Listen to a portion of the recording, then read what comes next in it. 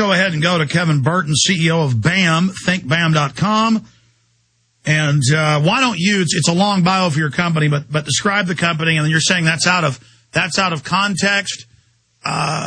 So break it down for us. Well, first of all, I want to say thank you to all the info warriors that reached out to me directly via email. We run a very open small business, and especially to Terry, who reminded me that, at the end of the day, you have to search your soul and talk to God about what's right and what's wrong about what you're saying. And boy, listening to that clip myself just now, Alex, as you played it, I sound like a raging asshole. That's right out the gate. I want to apologize to all your listeners, because the key thing to understand about that conference is that it was attended by some emergency managers and a big swath of Americans who are going to be caught in the middle of this thing unexpectedly. And the point I make at the end of that quote, and we can go back and play it again, but the point isn't that all your listeners are crazy. In fact, God bless your listeners for doing the right thing and really asking the right questions. I believe that InfoWarriors has all of this very, very close, if not dead spot on right.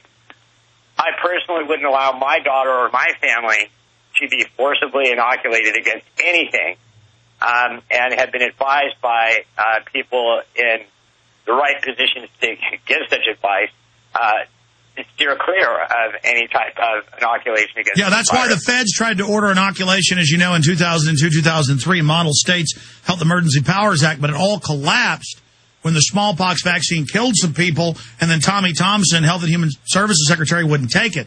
But, I mean, have you had a conversion, or was just that short clip not showing fully what you were saying? Because, look, I mean, are you Saul of Tarsus, who's had a complete conversion, or were you already partially awake? Did people educate you, or was this taken completely out of context? I was already fully awake, and I invite your listeners to spend some time in our thinking section at thinkbam.com, where we've published papers on, don't let our nation become a surveillance nation like Great Britain has become, or at our blog at bamintel.com, BAMintel. It's a blog that talks about don't let the DOD take away our ability to look at now. Okay, so you were saying then what Dr. Horowitz and I and other doctors we've had on have been saying could be warped into people really looking for confrontation. Or, I'm trying to understand this. Yeah, you're right. And what I'm worried about is the innocent person who's dedicated, as I have, their life to the well-being of others. We go into the work of emergency management, military service, healthcare, emergency safety with the best of intentions, and the people who pull our strings, the puppet masters, if you will, put us directly in harm's way and allow us to be put in danger. And so this was really a loud cry directly into that community of occupational health and safety professionals who work for the government and the public school systems and municipalities at the federal and the state level, saying, listen, you can't put people, and I'm talking about one nutcase here, not a lot of nutcases, not all of everybody that listens to Alex Jones, including me, right? I'm talking about one person who could do harm. And the thing that really concerns me, Alex, is that we keep talking about in the areas that I work, transparency around what can we expect for our school children, what can we expect in the workplace, and it's not happening. It's not happening publicly. Well, but let me break this down for you. But it is happening. See, just like the health care bill has all the horrible stuff in it, but then the politicians come out and lie and say, we don't know what we're going to do, just let us pass it, and Conyers says you can't read it. Well, the bill's public. We can go read it. I don't know which one's worse, the House or Senate. They're both filled with pure evil. Yeah, they're both. But I mean, so it's the same thing on the flu. We know what level 6 is under World Health Organization rules. We know what it is under the executive order of Bush that Obama's continuing. And it's forced inoculations, quarantine of cities. We've got the Northcom meetings where they're saying forced inoculations. We've had the emergency managers on and the internal documents I've gotten with phone numbers where they're getting all the big cemeteries ready. Now, whether this is real or not, the issue is they are really getting ready for a massive crackdown. And with the history of black men and syphilis and Tuskegee and the radiating foster children to death and nerve gassing our own troops with Project Shad, on and on and on for 10 hours, Mr. Burton, that's why people are saying, over my dead body, you're not shooting me up with that. You know, the swine flu vaccine in 76 killed a bunch of people. So I know this sounds crazy. Look, it sounds crazy to have the White House science czar write an 1,100-page book saying they're drugging the water and want to break up the family. But that's in this new bit. Look, I'm sorry that the government's completely psychopathic.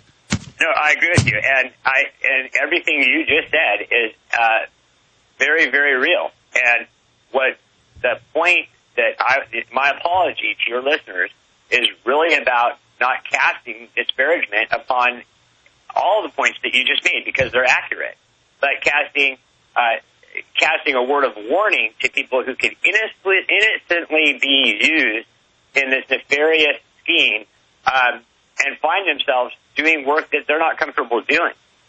Now, as an emergency management professional who's consulted with some of these bad guys, I can tell you that I have many sleepless nights where I feel like I'm spiritually caving in under pressure, and we've walked away from business because it's just bad news.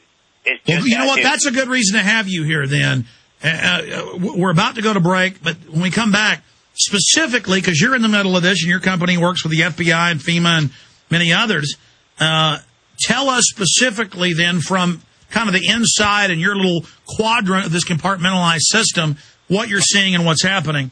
And I certainly understand your concern. It's just that when you research more about Theodore Kaczynski, L.A. Times, he was CIA. I believe he did run off the reservation and was actually real, though. He was so freaked out by the elite's plans that he did some things he shouldn't have. Now, Tim McVeigh's another story. That was run by one of the so-called liberal anti-racist groups. It was done to crack down on the American people.